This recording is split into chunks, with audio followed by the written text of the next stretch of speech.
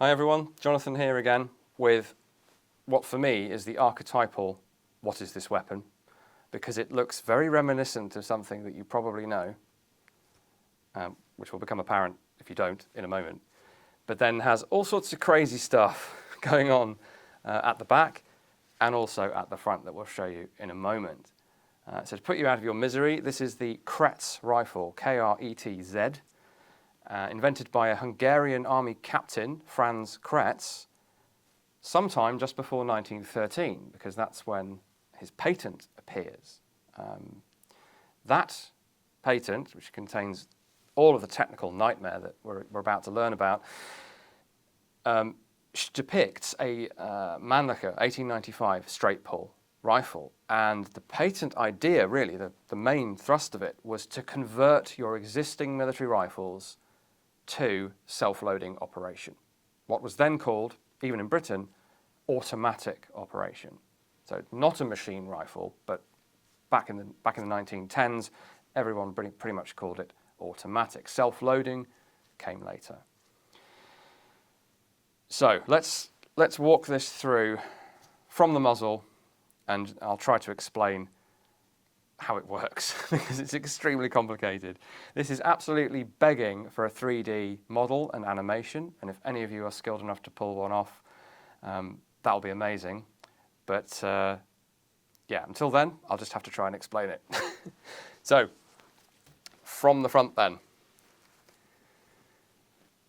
As an early self-loading rifle, pretty early anyway, they do exist in the 1890s. Maxim, Hiram Maxim comes up with something 1891, so it's not super early, but it's pretty damn early. They nearly all have a mechanism for disengaging their gas operation, or however they're working, usually gas, because armies at the time don't necessarily trust the new technology, and if anything does break, poor metallurgy, wear, misuse by the operator, then you have the ability to switch it to normal operation, a repeater, turn it into a repeating rifle, basically.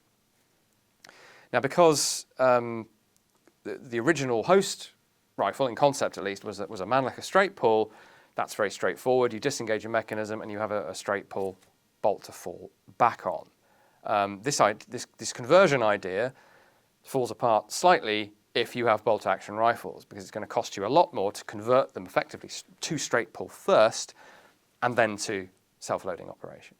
Anyway, on the Kretz, we have something reminiscent of the Bang system, the Danish Bang rifle, which we've mentioned before on this channel.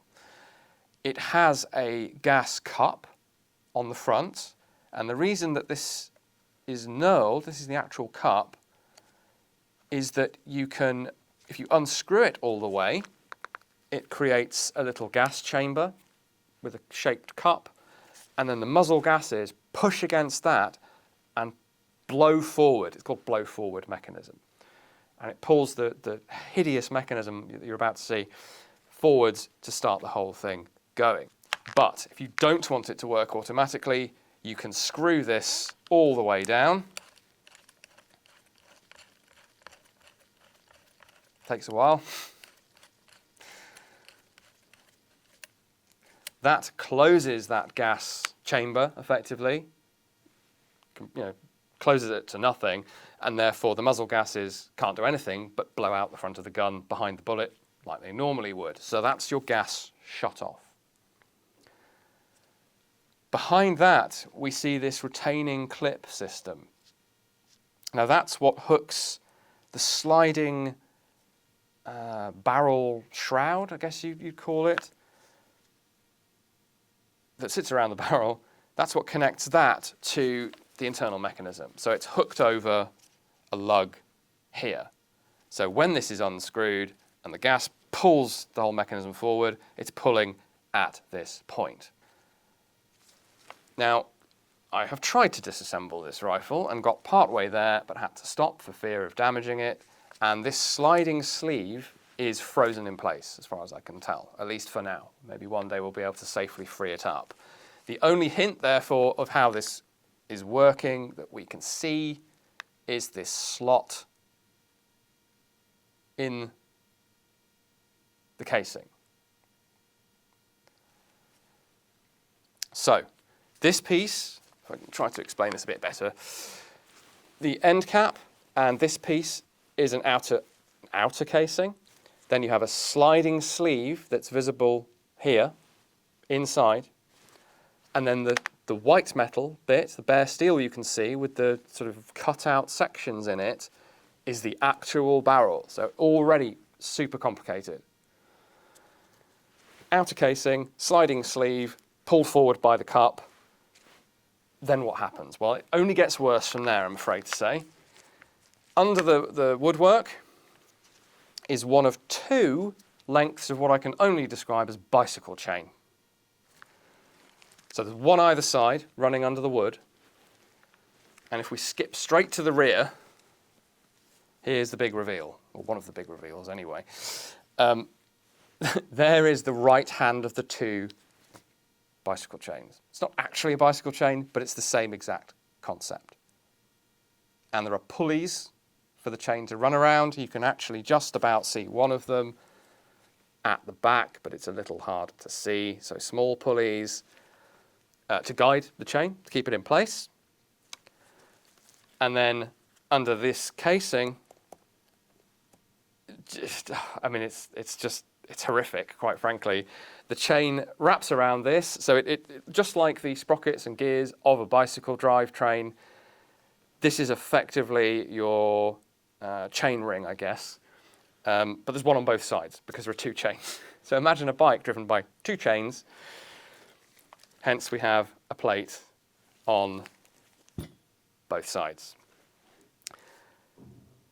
So your mind is probably already leaking out of your ears. I think mine is again. All I can really do in terms of disassembly, guys, is take off this side plate so you can get an idea of what's underneath. So let's look at it now while this revelation about chain-driven rifles is fresh in our minds. So simple screw, pull that out. I've already loosened it ahead of time. That runs through and attaches into the other side. And we'll actually just use that to gently pop off the cover plate, which is just a simple bit of machined steel. And you can get the slightest hint of how complex this is with this right hand of the two wheels or spools or whatever you want to call them. We then see, using the screw as a pointing device, this arm here. So that when this fires, the main problem in explaining how this works is I cannot simulate it for you. You'd have to shoot it for this to work as intended. But as far as I can puzzle out, as far as anyone else has been able to puzzle out, when you fire the gun, or the rifle, I should say, cup pulls the mechanism forward on the left-hand side. So the hidden chain that you cannot see that runs to this spool at the back, that winds up the right-hand clock spring. Oh yes, my friends, there are two clock springs, one for each chain, winds up the left-hand side mechanism, and because it's linked to this arm from the other side, this arm also turns.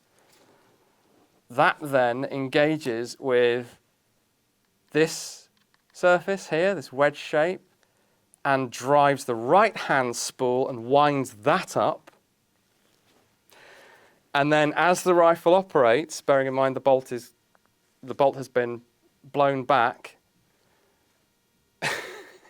it's then driven forwards again when a little plunger is tripped by this mechanism, and it allows the right side to unspool and drive the bolt home. That's the best I can do, guys. It's super complicated. We'll hopefully be able to show you the period blueprint of this thing, and those of you with a technical mind can try and wrap your heads around it, perhaps better than I have. It's so complicated, it's absolutely ridiculous. But in as simple terms as I can put it, the gas operation, blowing forward, winding up the right-hand drum, wheel, whatever you want to call it, which stores up energy effectively in the right-hand drum, which is then, on the release of the trigger, effectively unspooled, and the bolt can go forward and chamber a new round. That's roughly how it works. Now, there is a massive design flaw with this system. It was identified at the time, and that's that because of the rifle this is based upon, which is the pattern 1913, I haven't told you yet, there is actually a safety stud on the bottom of the bolt to prevent out of battery discharge. And because of that, unless you snatch the trigger to make sure the trigger's released and the stud is not engaged in the bolt, the gun is going to fire and stop immediately. So as the reports on this make clear, this is not a finished design. This is not actually ready to take out and shoot. When this went for trial in 1913, it was not fired. It was not deemed even ready to be fired. And I suspect that's the main reason for it, because if you didn't immediately come off the trigger, possibly even faster than you could physically do it, it's immediately going to hang up because the bolt can't actually open. So all of that gas pressure is wasted. It might even do damage to the gun. So this is not a finished design, guys. Right, so that's my attempt at explaining the mechanism. Please don't sue me if that made absolutely no sense. There's more to the gun, of course, than that. We have the bolt mechanism. This is based on the pattern 1913 rifle. Several of these experimental designs from around 1913 are based on the P13. Like Kretz, I think the idea was, let's try to sell the British establishment on converting a rifle design that they already have, and at that time would have been thought to have gone into service as the next service rifle. So that's why this is, well, to my mind, dressed up to look like a pattern 1913, because the changes to it are so significant. It's on the real edge of what you could call a conversion. Okay, so that's the gas operation. Of course, that's driving the bolt back and forth. That's a lot easier to wrap your head around. We have a, well, simple-ish straight pull. So we've converted our P13 to straight pull. The bolt is rotated by pulling back. You don't have to lift up the handle as on a conventional bolt action. I'm sure a lot of you are familiar with the straight pull concept. And you can actually see the chain on the right-hand side operating as I gingerly pull this bolt back and forth. I'm very keen not to break the chain on this thing. Now, I've shown you how to turn off the gas, but if you don't want the bolt to move at all, i.e. to auto open, I believe you'd also have to disconnect the bolt handle from what I guess you could call the bolt carrier, but not in the modern sense, which is how it connects to this chain. So you'd pull out and back, and you can see that's disengaged. So the handle itself, the knob is sprung, pull that out, that pulls a pin out of this here and leaves it in place. So if you were to do that back here, that would spring forwards. So why I didn't do that. And then that leaves the bolt free to move. It has the Mauser style hold open on the follower, so you have to be aware of that to close it. But other than that, you will have converted your rifle back to a straight pull repeater. So that's worth mentioning. We can also, using the standard P13, P14, model 1917 bolt latch,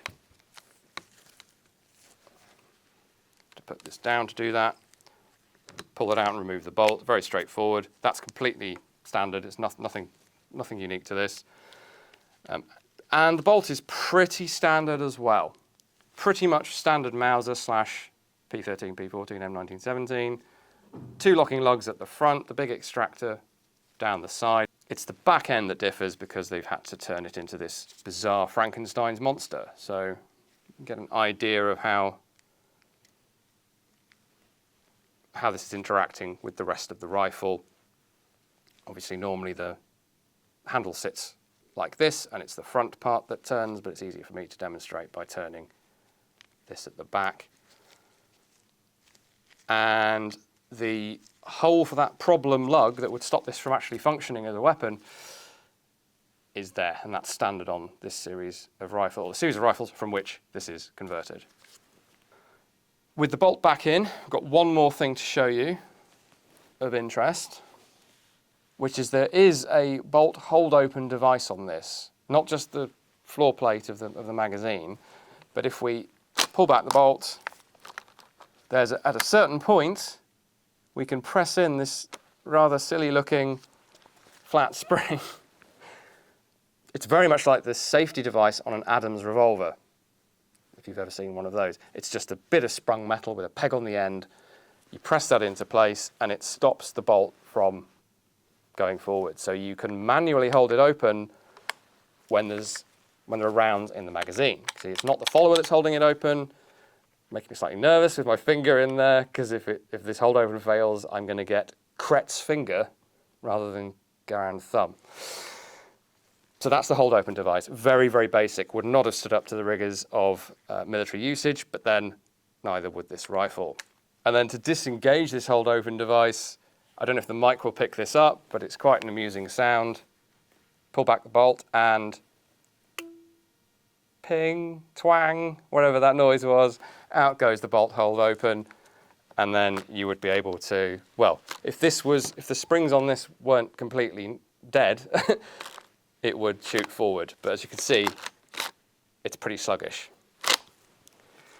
Now that action, of course, manual or in automatic operation, self-loading operation, leaves the cocking piece sticking out the back, completely expected for a bolt action or a straight pull rifle.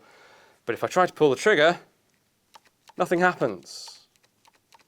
Now that's because of this thing, which, as you probably guessed, is a grip safety.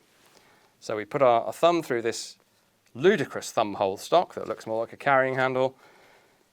Make sure that our hand is pulling back on this grip safety, and then I will just dry fire this the once.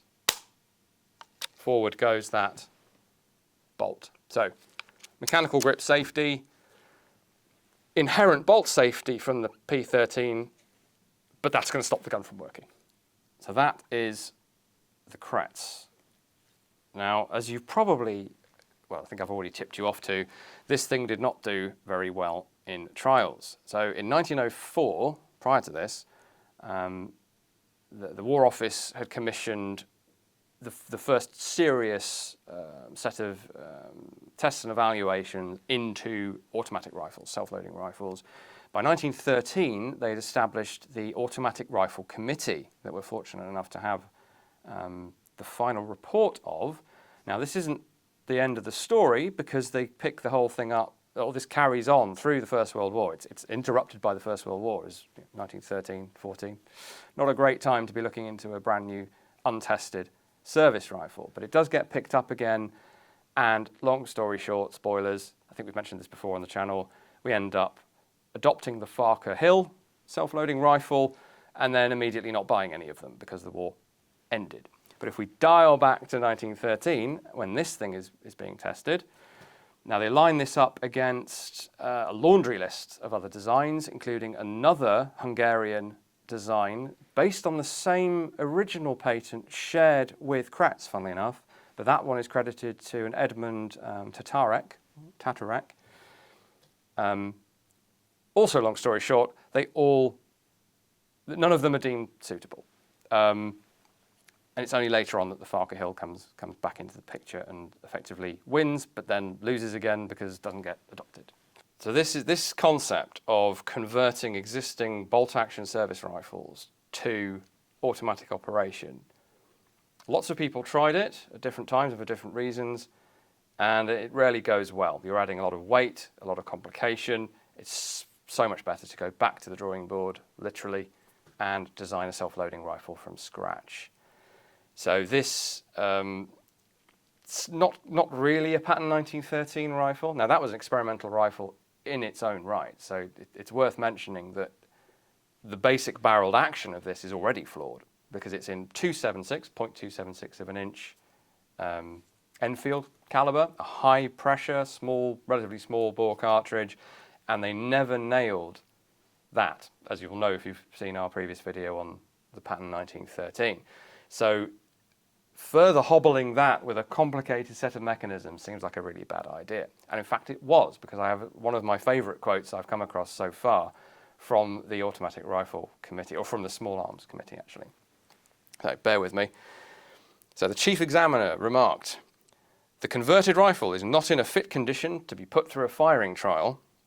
This was admitted by the individuals who presented it, who stated that it was submitted to demonstrate a principle." We're not going to win a trial by demonstrating a principle. I'll just interject there. "The work has been very roughly carried out. But even if the work were done in a simpler and more satisfactory manner, it is considered that the arrangement could not be made suitable for service purposes." This is the great bit. "The rifle is complicated, weak, bulky, excessively heavy, badly balanced, uncertain in its action, liable to derangement under the most favourable circumstances, liable to break down, difficult to strip, and more difficult to assemble." And I can vouch for that, having attempted that myself. And just to really stick the boot in, they also say, "The principle is similar to a combination of the Farker Hill," which would become important later, "but with coiled instead of spiral springs, and the Bang rifles, with all their disadvantages aggravated and many peculiar to itself." It's a uniquely British burn there, at quite a bit of length, but I thought you'd want to hear the whole thing. So this thing was going absolutely nowhere. And I haven't done enough reading of that report, actually, to be sure which was the worst out of the dozen, I think it was, that were trialled. But I have a feeling it was the poor old Kretz. So apologies posthumously to Mr. Kretz for slating his rifle, but I didn't get there first. And apologies to Hungary as well, who definitely can do good firearms.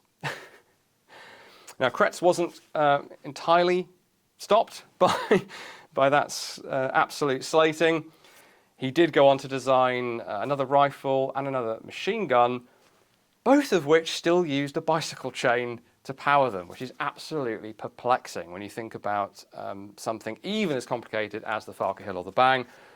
And when you look at the M1 Garand, you just think, what on earth were these people playing at? But it's given us a lot of interest and not a small amount of entertainment, actually, I think. So thank you, Captain Kretz. Thank you as always for watching, guys. Hope you enjoyed this video. We do have a range of social media accounts that you can follow. Facebook, Instagram, Twitter, and also now there is a Royal Armouries Reddit account floating around in the ether. So if you'd like to follow that, you'll be able to make sure you see everything that we put out there from the collection and from the museum. We also have at the moment a relatively new book out called Treasures of the Royal Armouries. If you'd like to go and check that out as well, you're very welcome. And of course you can come and visit one of our sites. You'll be very welcome. Thanks very much.